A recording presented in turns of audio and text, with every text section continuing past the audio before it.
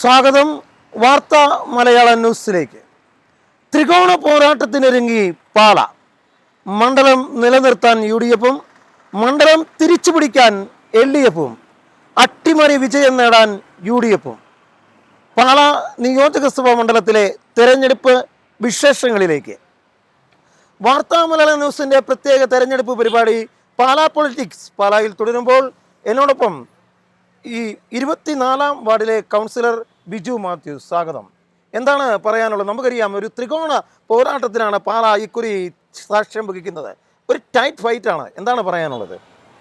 എനിക്ക് പറയാനുള്ളത്, പാലായിലെ ടൈറ്റ് ഫൈറ്റ് അല്ല, ടൈറ്റായിട്ട് ഫ്ലെക്സ് ബോർഡുകൾ വെച്ചുകൊണ്ടുള്ള മത്സരം മാത്രമേ പാലായി കാണുന്നുള്ളൂ. അല്ല, ഫ്ലെക്സ് ബോർഡ് വെക്കേണ്ട സാഹചര്യത്തിൽ വെക്കണ്ടേ? അത് വെക്കാതിരിക്കാൻ പറ്റില്ല. സാഹചര്യത്തിന് അതീതമായിട്ട് ക്യാഷ് എന്തുമാത്രം പൈസ, അതായത് വൻതോതിൽ പാലായിൽ ഫണ്ട് മുടക്കിക്കൊണ്ട് 2 സ്ഥാനാർത്ഥികൾ ഇവിടെ മത്സരിക്കുന്നുണ്ട്. അത് ഇതിൻ്റെ ഈ സാധാരണയിൽ അപ്പുറമായിട്ടുള്ള ഒരു മത്സരം എന്ന് പറയുന്നത് ആകെ നടക്കുന്നത് ഞാൻ ഈ പറഞ്ഞ ഈ വലിയ ത്രികോണ പോരാട്ടം എന്നത് ശരി തന്നെ. പക്ഷേ ആര് തമ്മിലാണ് പോരാട്ടം? മാനസി കാപ്പനും ഷോൺ ജോർജുമാണോ, അതെയോ ഷോൺ ജോർജും ജോസ് കെ മാണിയും തമ്മിലാണോ? വ്യക്തമായ രീതിയിലുള്ള രാഷ്ട്രീയ പോരാട്ടമാണ് നടക്കുന്നത്. UDFും LDFും തമ്മിലുള്ള മത്സരമാണ് നടക്കുന്നത്. ഇതിൽ തീർച്ചയായിട്ടും പാല UDFിനൊപ്പം നിൽക്കുന്ന ഒരു മണ്ഡലമാണ്. പോരാത്തത് ഇപ്പോൾ സംസ്ഥാന ഗവൺമെന്റിനെതിരെയുള്ള ജനങ്ങളുടെ വിധി എഴുത്തു കൂടി ആകുമ്പോൾ ഇവിടെ തീർച്ചയായിട്ടും അതിനോട് ഒരു കാര്യം ചേർത്ത് വെക്കാനുണ്ട്. നിങ്ങളുടെ MLA പറയുന്നത് വികസനം മുരടിപ്പാണ് എന്നാണ്. കാരണം പുള്ളി ഒന്നും ചെയ്യാൻ സമ്മതിക്കുന്നില്ല. പക്ഷേ മറുവശത്ത് ഈ ആക്ഷേപം ഉന്നയിക്കുമ്പോഴും കടുത്തിരുത്തി പോലെയുള്ള മണ്ഡലങ്ങളിൽ, ഞാനിന്ന് അവിടെ പോയി റിപ്പോർട്ട് ചെയ്തിട്ട് വന്നതാണ്, കടുത്തിരുത്തി പോലുള്ള മണ്ഡലങ്ങളിൽ വികസനങ്ങൾ കാണാനും സാധിക്കുന്നു. അതിനെക്കുറിച്ച് എന്താണ് പറയാനുള്ളത്? പാലായിൽ ഒരു MLA എന്ന നിലയിൽ ചെയ്യാൻ പറ്റുന്ന വികസന പ്രവർത്തനങ്ങൾ അങ്ങേയറ്റം മാനസി കാപ്പൻ ചെയ്തിട്ടുണ്ട്. പിന്നെ മറ്റൊന്നുള്ളത്, എതിർഭാഗത്ത് നിന്ന് ഞങ്ങൾ പലതും ചെയ്തു എന്ന് പറയുമ്പോൾ അത് കേന്ദ്ര ഫണ്ടാണ്. ഒരു MPക്ക് കേന്ദ്ര ഫണ്ട് വിനിയോഗിക്കാൻ സാധിക്കും. അത് പരമാവധി കൊണ്ടുവരട്ടെ, നാടിൻ്റെ വികസനത്തിന് അത് നടക്കട്ടെ. MLA എന്ന രീതിയിലേക്ക് സംസ്ഥാന ഫണ്ടുകൾ കൊണ്ടുവരുമ്പോൾ MLAയുടെ പേരിലേക്ക് തന്നെ ആകണം. അങ്ങനെ നോക്കുമ്പോൾ തീർച്ചയായിട്ടും ശക്തമായ രീതിയിൽ ഒരു MLA എന്ന രീതിയിൽ പ്രവർത്തനം നടത്തിയിട്ടുണ്ട്. ഈ മണ്ഡലത്തിൻ്റെ വികസനം കൊണ്ടുവന്നിട്ടുമുണ്ട്. MLA ചെയ്യാൻ അനുവദിപ്പിക്കുന്നില്ല എന്നാണ് പറയുന്നത്. അത് ശരിയാണോ? അതിനകത്ത് കുറച്ച് ശരിയുള്ളത് ഇതാണ്. പല വികസന പ്രവർത്തനങ്ങളും നടക്കുമ്പോൾ അത് ആരുടെ പേരിൽ വരും എന്നുള്ള ഒരു മത്സരത്തിൻ്റെ ഭാഗത്ത് പല വികസനങ്ങളും ഇവിടെ തടസ്സപ്പെടുത്തുന്നുണ്ട്. ഇതൊരു കാരണവശാലും സംഭവിക്കാൻ പാടുള്ളതല്ല. ജനങ്ങൾക്ക് രാഷ്ട്രീയ ഭേദമന്യേ ഇവിടെ വികസന പ്രവർത്തനങ്ങൾ നടക്കണമെന്ന് മാത്രമേ പൊതുജനങ്ങൾക്കുള്ളൂ. അത് ഇവിടെ MLA MPയും തമ്മിൽ ഉണ്ടാകുന്ന പ്രശ്നങ്ങൾ കൊണ്ട് പാലായുടെ വികസനത്തിന് തടസ്സമുണ്ടായിട്ടുണ്ടെങ്കിൽ ഇനി അത് ഉണ്ടായിക്കൂടാ. അത് UDF വരുമ്പോൾ, ഇവിടെ നമുക്ക് UDFിൻ്റെ ഭരണം വരുമ്പോൾ അത് പൂർണ്ണമായി മാറുക തന്നെ ചെയ്യും. ഏതൊക്കെയാലും 24-ാം വാർഡിലെ കൗൺസിലർ ബിജു മാത്യൂസ് ആണ് വാർത്താ മലയാള ന്യൂസിനൊപ്പം ചേർന്ന് വാർത്താ മലയാള ന്യൂസിൻ്റെ പ്രത്യേക തെരഞ്ഞെടുപ്പ് പരിപാടിയായ പാല പൊളിറ്റിക്സിൽ പ്രതികരിച്ചത്. തെരഞ്ഞെടുപ്പ് പ്രചാരണം അവസാന ഘട്ടത്തിലേക്ക് നീങ്ങുമ്പോൾ സ്ഥാനാർത്ഥികളും അണികളും ആവേശത്തിലാണ്. അതെ, 2026 നിയമസഭാ തെരഞ്ഞെടുപ്പിൽ പാലായിൽ നിന്ന് ആര് നിയമസഭയിലെത്തും? ഞാൻ നേരത്തെ സൂചിപ്പിച്ചതുപോലെ മണ്ഡലം നിലനിർത്താൻ UDFും മണ്ഡലം പിടിച്ചെടുക്കാൻ LDFും അട്ടിമറി വിജയം നേടാൻ NDAയും പരിശ്രമിക്കുമ്പോൾ വിജയം ആർക്കൊപ്പം? കാത്തിരിക്കാം. വാർത്താ മലയാള ന്യൂസിൻ്റെ പ്രത്യേക തെരഞ്ഞെടുപ്പ് പരിപാടി പാല പൊളിറ്റിക്സ് തുടരുമ്പോൾ എന്നോടൊപ്പം ആം ആദ്മി പാർട്ടി നേതാവും പൊതുപ്രവർത്തകനുമായ ജോയി കളരിക്കൽ. നമുക്കറിയാം, നിങ്ങളൊരു സ്ഥാനാർത്ഥിയെ മത്സരിപ്പിക്കുകയാണ്. നിങ്ങൾക്ക് എന്ത് മാറ്റം വരുത്തുവാൻ അണികൾക്കിടയിൽ സാധിക്കും? ഞങ്ങൾക്ക് മാറ്റാൻ വരുത്തുക വെച്ചാൽ ആം ആദ്മി പാർട്ടി സ്ഥാനാർത്ഥി എന്ന് പറഞ്ഞാൽ ഇവിടെ ട്രോണി നെടുമ്പള്ളിയിൽ എന്നൊരു ചെറുപ്പക്കാരനാണ്. 30 വയസ്സുള്ള അഭിവാദന ഒരു ചെറുപ്പക്കാരനാണ്. അതിനാൽ ഒട്ടേറെ സാമൂഹിക പ്രവർത്തനം പാലാ കോടതിയിലെ ഒരു അഡ്വക്കേറ്റും കൂടിയാണ്. ഞങ്ങളുടെ പാർട്ടിയുടെ നേരെ ഉദ്ദേശിക്കുന്നത് അസംഘടിത സാധാരണക്കാർ ജനങ്ങളുടെ ജീവിക്കാനുള്ള സ്വാതന്ത്ര്യം, അവിടെ തൊഴിൽ, അവിടെ അവകാശങ്ങൾ, അവരുടെ അവകാശങ്ങളെ കവർന്നെടുക്കുന്ന നിലപാടാണ് ഇന്നത്തെ രാഷ്ട്രീയ പാർട്ടി മുന്നണികൾ നടത്തിക്കൊണ്ടിരിക്കുക.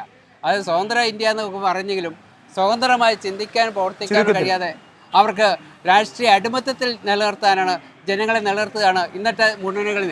അതിന് വ്യതിചലിച്ചുകൊണ്ട് സ്വതന്ത്രമായി ചിന്തിക്കാനും സഞ്ചരിക്കാനുള്ള തൊഴിൽ ചെയ്യാനുള്ള തങ്ങളുടെ തൊഴിലിന്, തങ്ങളുടെ സമ്പാദ്യത്തിന് സുരക്ഷിതത്വം നൽകാൻ കഴിയുന്ന ഒരു പാർട്ടിയാണ് ഒറ്റയ്ക്ക് നിന്ന് പോരാടുകയാണ്. കേരളത്തിൽ 68 സ്ഥലങ്ങൾ നിയോജകമണ്ഡലിൽ ഈ പാർട്ടി മത്സരിക്കുന്ന പ്രത്യേകിച്ച് പാലായിൽ എന്ന് പറഞ്ഞാൽ ഇന്ന് കഴിഞ്ഞ 2 പതിറ്റാണ്ടുകളായി ഇവിടെ പണി തീരാത്ത കോടാനും 10-70 കോടിയോളം രൂപയുടെ പണി മുടക്കിയിട്ട് കാശ് മുടക്കിയിട്ട് പൂർത്തീകരിക്കാൻ കഴിയാത്ത പദ്ധതികൾ ഇവിടെ കിടപ്പുണ്ട്. അതായത് നിങ്ങളുടെ പ്രവർത്തകർ, ഒരു കാര്യം കൂടി ചോദിച്ചാൽ നമുക്ക് അവസാനിപ്പിക്കാം.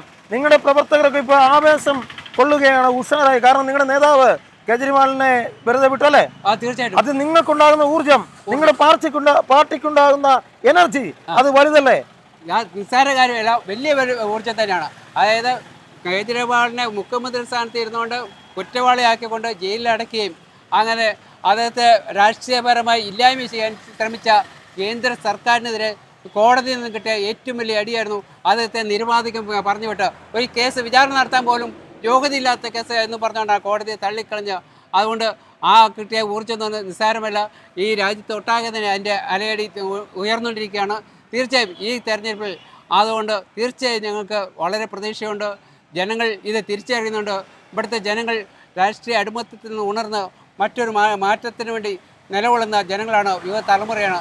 അവർക്ക് വേണ്ടി ആം ആദ്മി പാർട്ടിയുടെ നേതാവ് ജോയി കളരിക്കലാണ് വാർത്താമലയാളം ന്യൂസിനോടൊപ്പം ചേർന്നത്. വാർത്താമലയാളം ന്യൂസിന്റെ പ്രത്യേക തെരഞ്ഞെടുപ്പ് പരിപാടിയായ പാലാ പൊളിറ്റിക്സിൽ പ്രതികരിച്ചത്. പഠിക്കുന്നത് ഞാൻ +1. നമുക്കറിയാം പരീക്ഷ കഴിഞ്ഞ അതിന്റെ സന്തോഷത്തിൽ എന്റെ മുഖത്തൊരു ചിരി ഉണ്ടായിരുന്നു. സന്തോഷം. പരീക്ഷ കഴിഞ്ഞ് അടിച്ചു പൊളിക്കാൻ പോവാണ്. ഇലക്ഷനാണ്. നിന്റെ അഭിപ്രായത്തിൽ ആര് ജയിക്കും പാലായി? എന്തുകൊണ്ടാണ് നീ എങ്ങനെ പറയുന്നത്? ആണോ? അപ്പം ഒരു അട്ടിമറി ഉണ്ടാകിയാലോ ഇവിടെ? ഈ ഷോൺ ജോർജിനെ ഒക്കെ പ്രകടനം കണ്ടിട്ട് നിനക്കൊന്നും തോന്നുന്നില്ല? ജയിക്കും എന്നാണ് പറയാനുള്ളത്? ജയിക്കോളാം. ത്രികോണ പോരാട്ടം ആണല്ലോ. ആര് ജയിക്കും? ജോസ് കെ മാണി പോട്ടെ, ബാക്കി 2 പേർക്കും തുല്യ സാധ്യത കാണുന്നത്. ആണോ? ഒരിക്കലും ഇല്ല. എനിക്ക് തോന്നുന്നത് ഷോൺ ജോർജ് 3ാം സ്ഥാനത്ത് വന്നിട്ട് മാൻസി കാപ്പനും ജോസ് കെ മാണിയും തമ്മിലുള്ള ഒരു മത്സരമായിരിക്കും കാണാൻ പോകുന്നത്. ഷോൺ ജോർജ് കളത്തിലില്ല, ചിത്രത്തിലില്ല.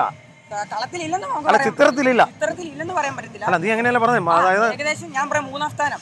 എങ്ങനെയാണെങ്കിലും മത്സരം കഠിനമാകാൻ പോകുന്ന മത്സരം ജോസ് കെ മാണിയും മാനസി കാപ്പനും. അന്തിമ വിജയം മാൻസി കാപ്പൻ തന്നെയായിരിക്കും. കുറച്ച് കുട്ടികൾ പരീക്ഷ എഴുതി വന്നതിന് ശേഷം വാർത്താമലയാളം ന്യൂസിനോടൊപ്പം ചേർന്ന് പ്രതികരിക്കുകയായിരുന്നു. അവരുടെ അഭിപ്രായത്തിൽ പാലാ UDF തുടർഭരണം നേടും, പാലായിൽ മാനസി കാപ്പൻ തന്നെ ജയിക്കുന്നതാണ്. പ്രതികരണത്തിന് നന്ദി.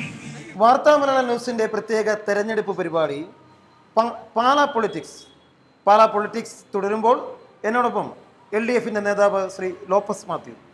നമസ്കാരം സാർ.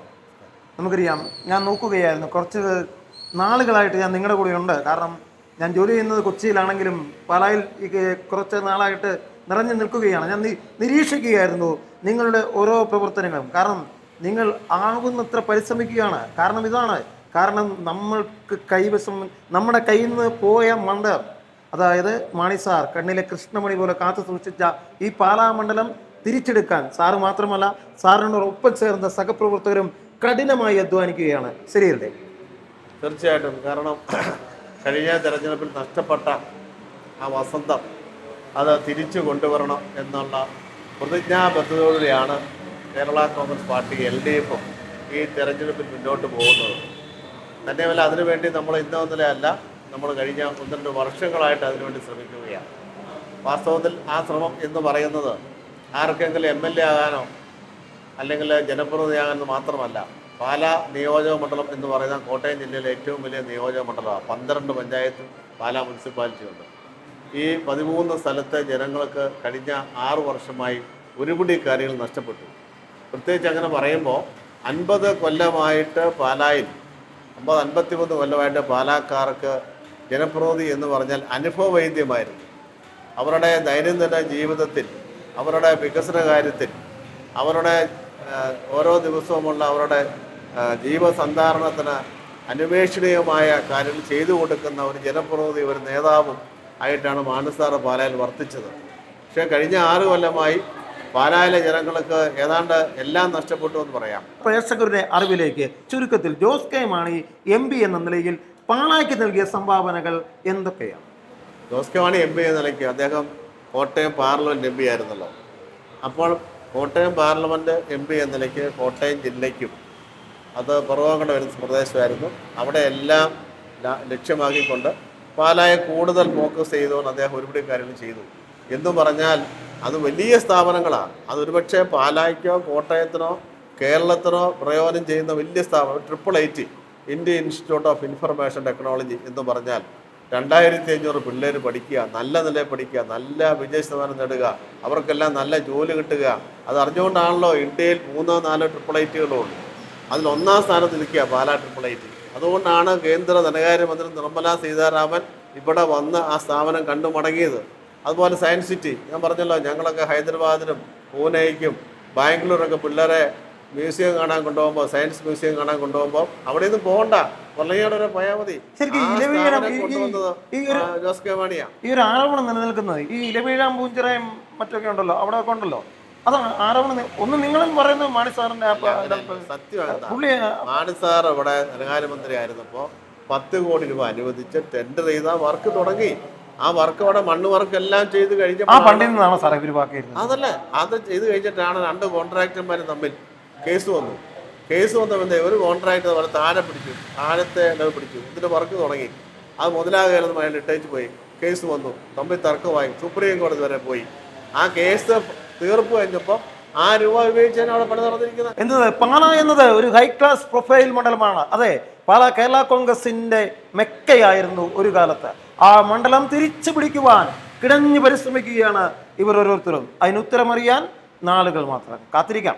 പാലായെ അക്ഷരാർത്ഥത്തിൽ ഇളകി മറിച്ചുകൊണ്ട് പാലാ ആവേശക്കടലായി മാറുമ്പോൾ പാലായിലേക്ക് ഏതാനും നിമിഷങ്ങൾക്കകം അതെ പാലയെ പാലയാക്കി മാറ്റിയ, പാലും തേനും ഒഴുകുന്ന കാനാൻ ദേശമാക്കി മാറ്റിയ പാലായുടെ പൊന്നോമന പുത്രനായ കേരള രാഷ്ട്രീയത്തിന്റെ ഭീഷ്മാചാര്യനായിരുന്ന മലയോര കർഷകന്റെ കണ്ണിൽ ഉണ്ണിയായിരുന്ന, പാടത്തും പണിശാലകളിലും പണിയെടുക്കുന്ന പാവപ്പെട്ടവരുടെയും കർഷകരുടെയും കർഷക തൊഴിലാളികളുടെയും ശബ്ദമായിരുന്നു മാണി സാർ. അതെ, ആ മാണി സാറിന്റെ പാല, അതെ ആ ജോസ് കെ മാണി വീണ്ടും ജനവിധി തേടുമ്പോൾ ഈ അവസരത്തിൽ എന്നോടൊപ്പം ഇടതുപക്ഷ ജനാധിപത്യ മുന്നണിയുടെ സഹപ്രവർത്തകരുണ്ട്. അവരുടെ പ്രതികരണത്തിലേക്ക്. ഐക്യ കേരളത്തിൻ്റെ ചരിത്രത്തിൽ ഏറ്റവും സുവർണ ലിപികൾ എഴുതി ചേർത്ത ഒരു ദശാബ്ദമാണ് കടന്നുപോയിരിക്കുന്നത്. നമ്മുടെ നാട്ടിൽ കേരളത്തിലെമ്പാടും എണ്ണിയാലൊടുങ്ങാത്ത നമ്മുടെ ഭാവി തലമുറയ്ക്ക് ശോഭനമായ ഒരു നാളേക്ക് വേണ്ടി കടന്നുപോയ ഒരു 10 വർഷത്തിൻ്റെ വികസനത്തിൻ്റെ ഒരു വലിയ മുന്നേറ്റമാണ് കേരളത്തിൽ 10 വർഷം ഉണ്ടായത്. അതേസമയം ഈ പാലായിൽ കഴിഞ്ഞ 7 വർഷക്കാലമായി ഇവിടുത്തെ കേരളത്തിനൊപ്പം ചലിക്കുവാൻ ഈ പാലായ്ക്ക് സാധിച്ചിട്ടില്ല. അതിൻ്റെ ഒരു പോരായ്മ ഈ പാലായിലുണ്ട്. കഴിഞ്ഞ 5 വർഷം ജനം തിരിച്ചു വിധി എഴുതും. തീർച്ചയായും മൂന്നാമത് ഈ ഇടതുപക്ഷം ഈ കേരളത്തിൽ അധികാരത്തിലെത്തുമെന്നുള്ള കാര്യത്തിൽ യാതൊരു സംശയവുമില്ല. അതിനുവേണ്ടി കേരളം ഒട്ടാകെ ഒന്നിച്ച് മുന്നേറുമ്പോൾ പാലായ്ക്ക് മാത്രം അതിൽ നിന്ന് മാറി ചിന്തിക്കുവാനാവില്ല എന്നുള്ളത് ഉറപ്പാണ്. നമുക്ക് നഷ്ടപ്പെട്ടു പോയ 5 വർഷങ്ങൾ വീണ്ടെടുക്കുവാനായി, കുതിച്ചു മുന്നേറുവാനായി പാല ഒറ്റക്കെട്ടായി മുന്നോട്ട് നിൽക്കുന്ന കാര്യം. നമുക്കറിയാം, ഒരു ത്രികോണ പോരാട്ടത്തിനാണ് ഇത്തവണ സാക്ഷ്യം വഹിക്കുന്നത്. 3 മുന്നണികൾ മത്സരിക്കുന്നു നേർക്കുമേർ. അതായത് സ്വതന്ത്ര സ്ഥാനാർത്ഥികളുണ്ട്, ആം ആദ്മി പാർട്ടിയുടെ സ്ഥാനാർത്ഥികളുണ്ട്, ഒക്കെ ഇരിക്കട്ടെ. ഈ ത്രികോണ മത്സരം നിങ്ങൾക്ക് ഗുണമാകുമോ? തീർച്ചയായും ത്രികോണ മത്സരം ഒരു ഗുണമായിട്ട് തന്നെ വരും. ഇവിടെ നമ്മുടെ പാലായിലെ നമുക്കറിയാം, നമ്മുടെ കേരള കോൺഗ്രസിൻ്റെ ചെയർമാൻ കൂടിയായ ബഹുമാനപ്പെട്ട ജോസ് കെ മാണിയാണ് നമ്മുടെ സ്ഥാനാർത്ഥി. പ്രിയങ്കനായ മാണി സാറിൻ്റെ ഒരു പിന്തുടർച്ച എന്നുള്ള നിലയിൽ പാലായിൽ അദ്ദേഹം തുടങ്ങി വെച്ച ഒട്ടനവധി വികസന പ്രവർത്തനങ്ങളുണ്ട്. ഇവയെല്ലാം മുന്നോട്ട് കൊണ്ടുപോകാനായി പാല തീർച്ചയായും. നമുക്കറിയാം, കഴിഞ്ഞ വർഷം ഏതാണ്ട് എനിക്ക് തോന്നുന്നു 15,000 വോട്ടിനാണ് തോറ്റത്. നിങ്ങൾ ഇക്കുറി എല്ലാവരും സഹായിക്കുമല്ലോ അല്ലേ? തീർച്ചയായും ഇപ്രാവശ്യം എന്തായാലും ഒരു 25,000-ത്തിനടുത്തുള്ള വോട്ട് ഭൂരിപക്ഷത്തിൽ ഇവിടെ ഇടതുപക്ഷം ജയിക്കാനുള്ള പ്രവർത്തനങ്ങൾ വളരെ സജീവമായി. എന്താണ് സാർ പറയാനുള്ളത്? ഈ പാലാ നിയോജകമണ്ഡലത്തിലെ സർവ്വ മേഖലകളിലും ബന്ധപ്പെട്ട് സഞ്ചരിച്ചു കഴിഞ്ഞപ്പോഴത്തേനും കഴിഞ്ഞ കാലങ്ങളുണ്ടാകുന്നേക്കാളും അഭൂതപൂർവമായ ജനപിന്തുണയാണ്. അത് കുടുംബയോഗങ്ങളാണെങ്കിലും പഞ്ചായത്ത് ബൂത്ത് കൺവെൻഷനാണെങ്കിലും പഞ്ചായത്ത് കൺവെൻഷനൊക്കെയാണ് ഉണ്ടാകുന്ന ജനപിന്തുണ, ജനത്തിരക്ക് എന്ന് പറയുന്നത് ഇടതുപക്ഷ ജനാധിപത്യ മുന്നണി സ്ഥാനാർത്ഥിയുടെ വിജയം സുനിശ്ചിതം എന്നുള്ള കാര്യത്തിൽ ഉറപ്പാണ്. ഇനി ഏതാനും നാളുകൾ മാത്രം വിധിയറിയുവാൻ എല്ലാവരും കാത്തിരിക്കുകയാണ്. വിജയം ആർക്കെന്ന്, നഷ്ടപ്പെട്ട മണ്ഡലം തിരിച്ചു പിടിക്കുമോ എന്ന്. ഇത് പാലായിൽ നിന്നും വാർത്താ മലയാളം ന്യൂസിനു വേണ്ടി റെൻസോയ് ജോസ്. കൂടുതൽ വാർത്തകൾക്കായി വാർത്താ മലയാളം ചാനൽ സബ്സ്ക്രൈബ് ചെയ്ത് തൊട്ടടുത്ത് കാണുന്ന ബെല്ലൈക്കൺ കൂടി ക്ലിക്ക് ചെയ്യുക.